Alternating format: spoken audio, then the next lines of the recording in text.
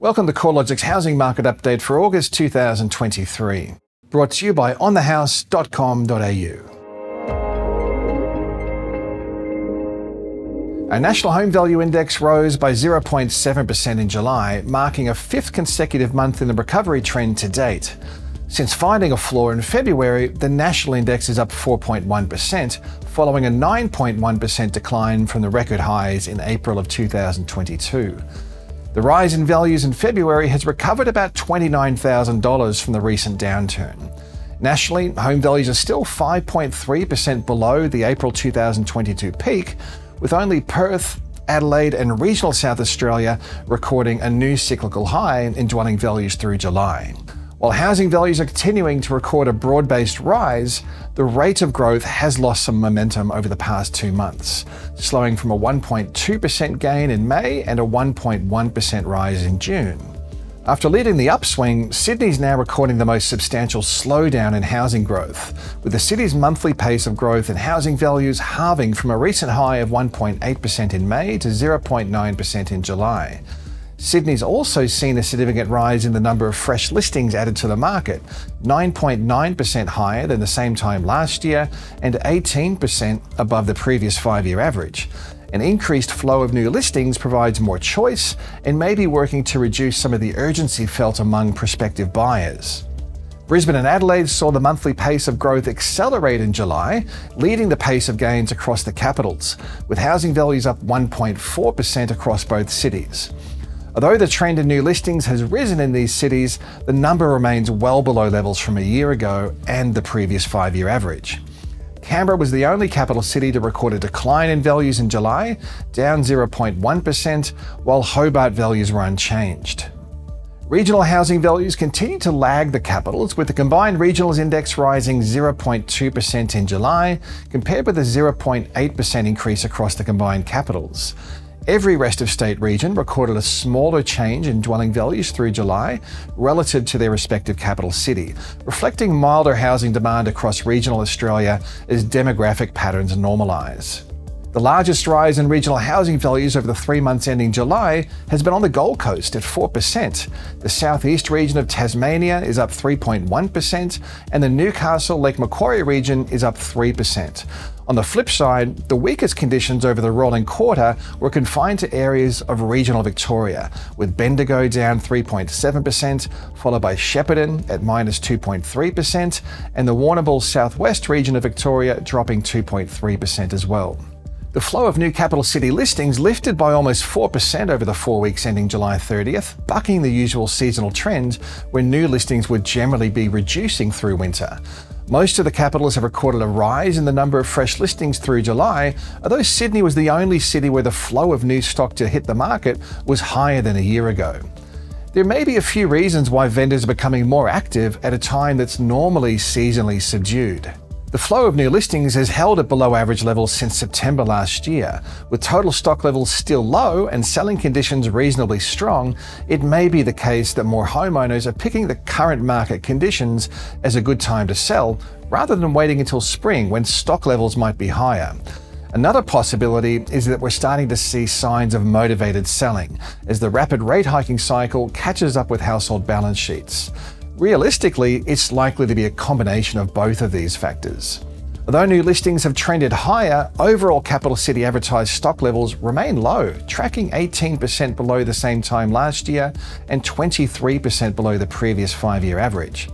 The fact that total stock levels are still trending lower implies demand is keeping up with the increased flow of new listings coming onto the market. Total listings were holding below the previous 5-year average across every capital city except Hobart. While total inventory levels are still well below average, national sales were estimated to be 2.2% above the previous 5-year average over the rolling quarter. Capital cities have driven the above average level of sales, tracking 5.2% above the 5-year benchmark, while regional sales were estimated to be 2.9% below the previous 5-year average. The positive inflection in housing values coincides with roughly average levels of buying activity. If we do see the volume of listings increasing further, which is likely as we approach spring, that could take some further heat out of the market unless that is offset by a more substantial lift in active buyers. Brisbane housing values are up 1.4% in July, adding approximately $10,200 to the median dwelling value. Together with Adelaide, this was the fastest pace of monthly gains among the capital cities. Since bottoming out in February, Brisbane housing values are up 4.6%, led by a 5% gain across the unit sector. While most cities have recorded a deceleration in the pace of growth, Brisbane's growth rate stepped up from 1.3% in June.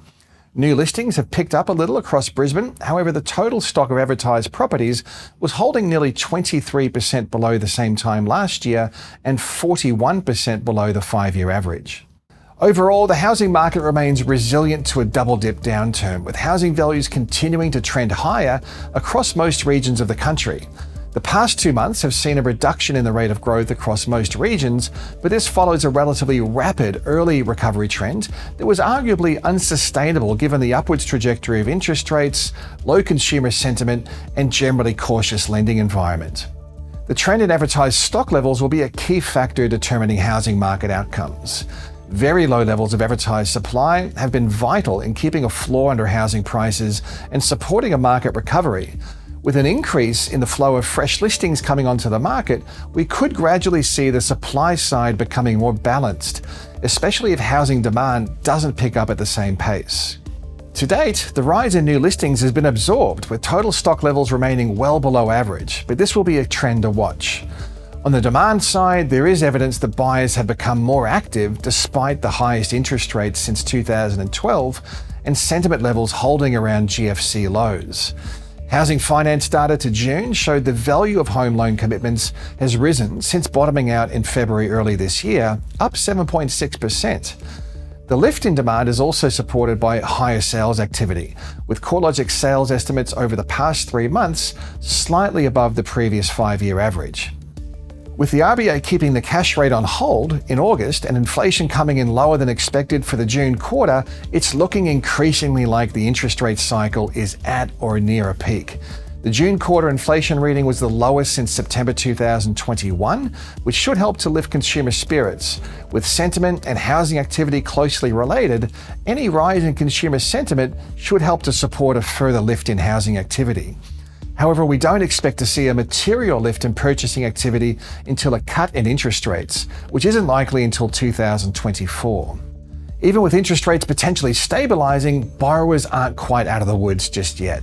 The coming months will see more borrowers experiencing the full extent of rate hikes as variable rates follow the cash rate with a lag. Also, the transition of more than 800,000 home loans from very low fixed-rate mortgages to variable rates at around 6% or higher is currently moving through a peak. Mortgage arrears are likely to lift through the second half of the year, but from near-record lows. The extent to which borrowers fall behind on their mortgage repayments will be dependent on labour market conditions, which are expected to loosen a little, but also how long interest rates remain elevated. But a significant rise in mortgage defaults is unlikely considering the outlook for labour markets, which are set to loosen. The RBA's latest forecast put the unemployment rate at 4% by the end of the year and 4.25% by mid-next year, well below the decade average of 5.4%. Housing demand from strong population growth is set to remain a feature of the market over the coming years, and we're yet to see any material supply response coming through. Also, net overseas migration is expected to hold at above average levels, underpinning housing demand against a backdrop of persistently low dwelling approvals. The latest estimates from NIFIC forecast Australia's housing sector will be undersupplied by around 170,000 dwellings by 2027, which will be another factor supporting housing prices over time. The coming months will be an important period for the housing market. As we approach spring, a higher number of new listings is set to test the depth of housing demand. Additionally, we'll be watchful for any signs of motivated selling or mortgage stress as more borrowers are exposed to the full rate hiking cycle to date. You can keep up to date with all the updates relevant to the housing sector at corelogic.com.au.